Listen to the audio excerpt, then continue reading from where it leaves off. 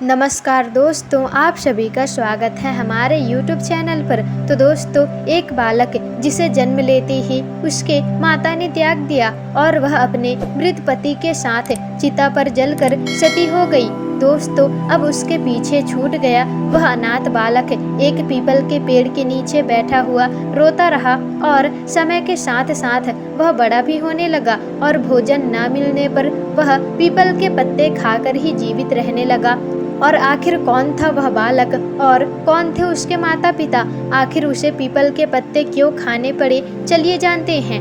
दोस्तों, आज की इस वीडियो इस विशेष सुंदर कथा के बारे में। तो दोस्तों, आप सभी का स्वागत है एक बार फिर से। तो दोस्तों, आज हम भगवान शिव के दूसरे अवतार पिपलाद अवतार के कथा का श्रवण करेंगे। हमारे पुराणों और धर्मशास्त्रों में कहा गया है कि पिपलाद अवतार की कथा का श्रवण करने से मनुष्य को शनि देव की कुदृष्टि नहीं लगती। वो शनि देव के प्रकोप से सर्वदा संकट मुक्त रहते हैं। उस व्यक्ति के ऊपर महादेव की विशेष कृपा होती है। शिव जी अपने भक्तों पर सदैव ही प्रसन्न रहते हैं। तो ऐसे में दोस्तों, आइए हम भी आज सुनते हैं यह कथा। दोस्तों, भगवान शिव के दूसरे अवतार पिपलाद अवतार की कथा को सुनते हैं। दोस्तों, यदि आप हमारे चैनल पर नए हैं तो चैनल को सब्सक्राइब करके बेल आइकन जरूर ही प्रेस कर लीजिएगा।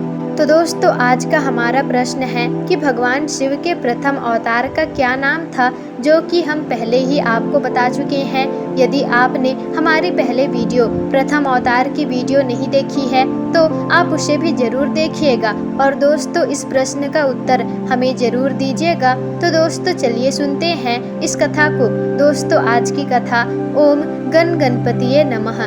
भगवान शिव से बहुत ही ज़्यादा प्रेम करते थे, उनके बड़ी ही भक्ति किया करते थे और वहाँ हमेशा शिव जी की आराधना भी करते थे। दोस्तों, शिव जी अपने सबसे बड़े भक्त से मिलना भी चाहते थे। शिव जी ने उससे मिलने के लिए उनके पुत्र के रूप में जन्म लिया था, परंतु जन्म से पहले ही उसकी मृत्यु हो चुकी थी। एक बार की बात है दोस्तों, दैत्यों ने वृत्रासुर की सहायता से इंद्र आदि समस्त देवताओं को पराजित कर दिया और फिर सभी देवता अपने शस्त्रों को ऋषि के आश्रम में फेंक देते हैं और अपनी हार स्वीकार कर लेते हैं। इसके बाद इंद्र आदि सभी देवी देवता ऋषियों के साथ वृत्रासुर के आतंक से दुखी होकर वे सभी ब्रह्मा जी के आश्रम में ब्रह्मा जी के शरण में पहुँचे और ब्रह्मा जी को अपना सारा दुख सुनाते हैं। फिर ब्रह्मा जी कहते हैं, यह सब कष्ट के कारण हुआ है और त्रिष्ट ने ही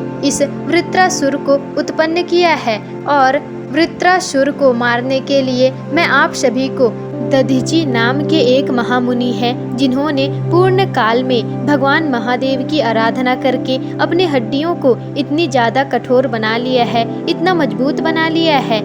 महादेव के वरदान से दधीचि ऋषि मुनि के जो अस्थियां हैं उनसे एक वस्त्र बना करके वृत्रासुर पर वार किया जाए तो वह जरूर ही मर सकता है। इसलिए आप उनके पास जाकर के उनकी अस्थियों का चयन करो और उनसे उनकी अस्थियां मांग लो और फिर उनकी अस्थियों से एक वज्र का आप निर्माण करो और फिर उस वज्र से आप लोग वृत्रासुर का नाश कर सकते हैं और वृत्रासुर मारा जाएगा।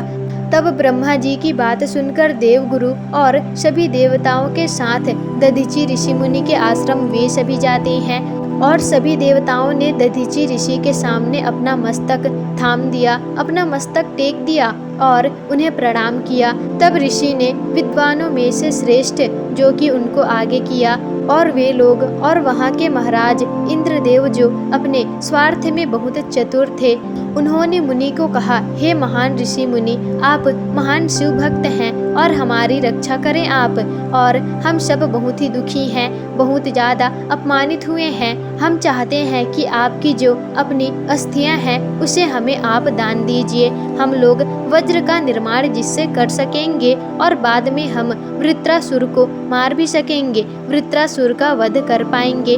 तभी दधीचि मुनि ने यह सुना और समाधि का अनुभव करते हुए परम ब्रह्मा का ध्यान करते हैं और फिर अपने प्राणों को त्याग देते हैं और परम ब्रह्मा में लीन हो गए। फिर देवताओं ने उन अस्थियों को लिया और इंद्र महाराज ने विश्वकर्मा को आज्ञा दे दी फिर उसके बाद विश्वकर्मा ने उस अस्थियों से एक शस्त्र का निर्माण किया। इंद्र महाराज इरावत पर अपने वज्र को लेकर के बैठ गए थे। फिर उनका वृत्रासुर के साथ घमासान युद्ध होता है और अंत में वज्र के प्रहार से वृत्रासुर को इंद्रदेव काट देते हैं। फिर चारों ओर विजय का उत्सव छाने लगता है कि भगवान इंद्रदेव ने वृत्रासुर पर विजय हासिल कर लिया है। देखिए अब दोस्तों, दधीची मुनि की पत्नी झोपड़ी में आकर के देखती है तो वह दधीची जी के बिना अस्थियों को देखकर बड़ा क्रोधित होती हैं और उन्होंने देवताओं को श्राप दे दिया कि हे देवताओं, तुम लोग अपने स्वार्थ के चलते मेरे पति के मृत्यु का कारण बने हो। अब तुम सब पुत्र विहीन रहोगे, तुम्हें पुत्रों की प्राप्ति कभी नहीं होगी। अपने पति की ऐसी स्थिति देखकर वह अत्यंत ही चिंतित व क्रोधित थी और बहुत ही ज्यादा रोने भी लगती हैं।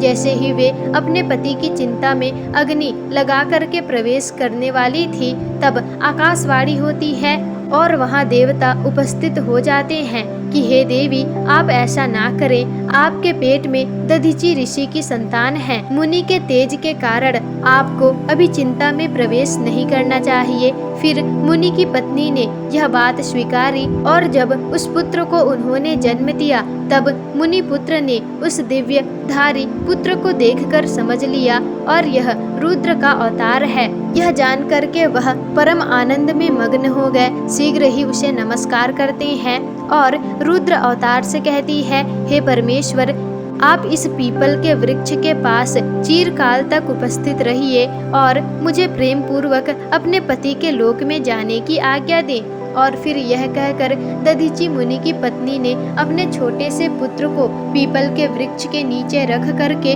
वह भी चिता में प्रवेश कर जाती है और अपने आप को सती कर जाती है।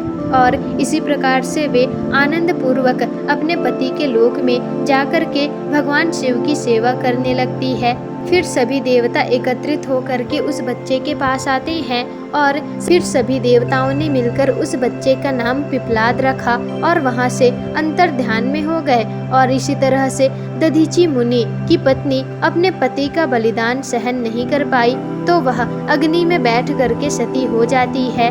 तो पीपल के पेड़ के नीचे रखा हुआ उनका पुत्र जब वह भूख प्यास से रोने लगता है तो वह वही पीपल के पेड़ के पत्तों को खा करके रहने लगा। पीपल के पत्तों को खा करके ही उसका जीवन बीतने लगा था। एक दिन उसी स्थान से नारद जी गुजर रहे थे तो नारद जी ने देखा कि पीपल के पेड़ के नीचे बैठा था एक बालक। फिर नारद जी उससे पूछते हैं, हे बालक, तुम्हारे जनक कौन है, तुम कहाँ रहते हो? तब बालक कहता है, मैं तो यही जानना चाहता हूँ। तब नारद जी ने ध्यानपूर्वक बालक की ओर ध्यान से देखा तो और वो भी आश्चर्यचकित रह गए। आश्चर्यचकित होकर देखते हैं और कहा, हे बालक, तुम तो महान ऋषि दधीची मुनि के पुत्र हो और तुम्हारे पिता के अस्थियों का वज्र बना करके देवताओं ने असुरों पर विजय पाया था। नारद जी ने बताया कि तुम्हारे पिता की मृत्यु केवल 31 वर्ष में ही हो गई थी। तब बालक पूछता है, मेरे पिता की अकाल मृत्यु की वजह क्या थी? तब नारद जी कहने लगते हैं कि यह शनि देव की महादशा थी। अब यह कहकर नारद जी के चले जाने के बाद पिपलाद ने नारद जी के बताए अनुसार ब्रह्मा जी की घोर तपस्या की और उन्हें प्रसन्न भी किया। ब्रह्मा जी वहां प्रकट हुए और फिर वह अपनी इच्छा मांगने के लिए कहते हैं। फिर कि बताओ पुत्र कि तुम्हारी क्या इच्छा है? फिर पिपलाद ने ब्रह्मा जी से उनसे कहा कि मुझे अपनी दृष्टि से जलाने की इच्छा दीजिए और वह इस इच्छा को ब्रह्मा जी से वरदान में पा लेता है। और वरदान मिल जाने पर बालक पिपलाद ने शनि देव का आवाहन करके उन्हें प्रस्तुत किया। पिपलाद ने फिर शनि देव को अपनी दृष्टि से शनि देव को जलाना शुरू कर दिया और शनि देव जलने लगे और ब्रह्मांड में कौतूहल मचने लगते हैं। सूर्य देव यह देखकर अपने पुत्र को बचाने के लिए ब्रह्मा जी के पास गए और विनती करने लगते हैं। तब ब्रह्मा जी से विनती करने लगते हैं कि आप मेरे पुत्र की रक्षा कीजिए। तब ब्रह्मा जी पिपलाद के पास जाते हैं और कहते हैं कि तुमने यह वरदान शनि देव को दंड देने के लिए मांगा है और कहते हैं कि हे बालक, तुम शनि देव को छोड़ दो ब्रह्मा जी के अत्यंत समझाने के बावजूद भी पिपलाद नहीं समझता और फिर ब्रह्मा जी ने इस वरदान के बदले 2 और वरदान मांगने को कहा। तब पिपलाद ने ब्रह्मा जी से पहली इच्छा मांगी, 1 वर्ष से 16 वर्ष तक के बच्चों में शनि देव का स्थान नहीं होगा, ताकि कोई भी बच्चा मेरी तरह अनाथ ना हो। तथा उसने अपनी दूसरी इच्छा मांगी कि पीपल के वृक्ष ने मुझे जीवन दिया है, तो जो भी व्यक्ति सूर्योदय के पूर्व पीपल के वृक्ष पर जल चढ़ाएगा उस पर शनि देव की कोई भी महादशा का प्रभाव नहीं होगा। तब जाकर फिर पिपलाद ने शनि देव को अपने दृष्टि से अग्नि मुक्त किया, जिससे कि शनि देव के पैर क्षतिग्रस्त हो गए और वह पहले जैसे चलने योग्य नहीं रहे। तभी से शनि देव धीमी चाल में चलते हैं और शनिश्वर कहलाते हैं। और फिर तब से ही जलने के कारण से उनकी काया काली हो गई थी और इस कारण से शनि देव को एक पैर से लंगड़ा भी बताया गया है। तो दोस्तों, इसी प्रकार से भगवान शिव के अवतार पिपलाद ऋषि का जन्म इसी प्रकार हुआ था और वे अत्यंत ही महान थे। इस प्रकार से उनके बारे में शिव पुराण में लिखा गया है। और तो दोस्तों, इसे शास्त्रों में भी आप खोज सकते हैं कि पिपलाद ऋषि की कहानी सुनने से संपूर्ण कामनाएं पूर्ण होती है। पिपलाद मुनि बहुत ही महान थे।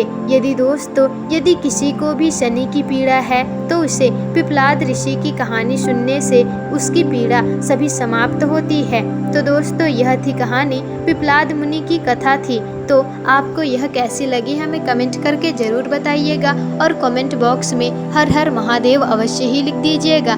और दोस्तों, अगर आपको वीडियो पसंद आई हो तो वीडियो को लाइक शेयर कमेंट और चैनल को सब्सक्राइब जरूर ही कर दीजिएगा, जिससे कि आपको ऐसे ही जानकारी पूर्वक वीडियोस आगे भी मिल सके।